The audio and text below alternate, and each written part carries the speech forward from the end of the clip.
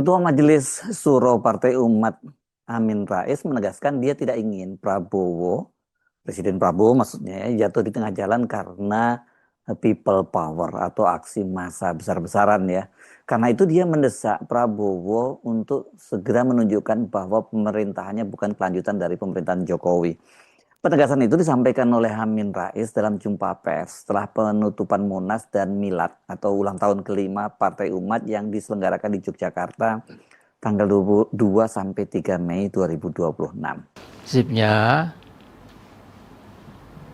ketika ada peralihan kepemimpinan nasional dari Pak Jokowi ke Pak Prabowo, memang expectation atau harapan dari rakyat Indonesia memang sangat tinggi ya, bahwa inilah suatu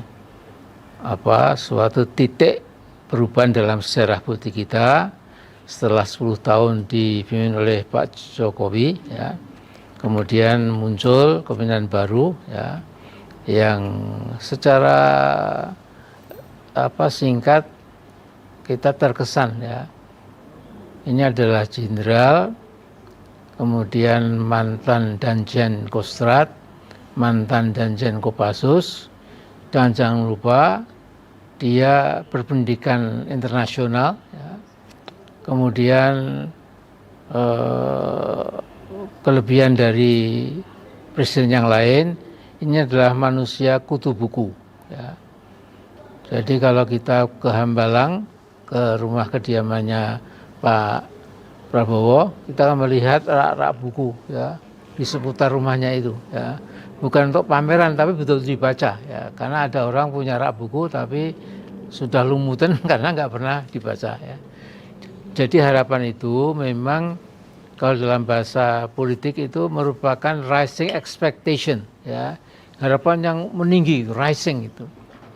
Ini bahayanya ya, kalau rakyat satu bangsa itu sudah tercekam ke dalam ekspektasi yang terlalu tinggi, tapi jebolnya itu apa? Terbukti ya, ternyata performance dari pemerintahan Pak Prabowo ini sedikit agak jauh dari apa yang dikira itu, maka ini memang merupakan suatu titik yang sangat kritis ya. Jadi secepatnya memang kesan bahwa Prabowo government itu hanya continuation ya, lanjutan sambungan dari Jokowi government ya, itu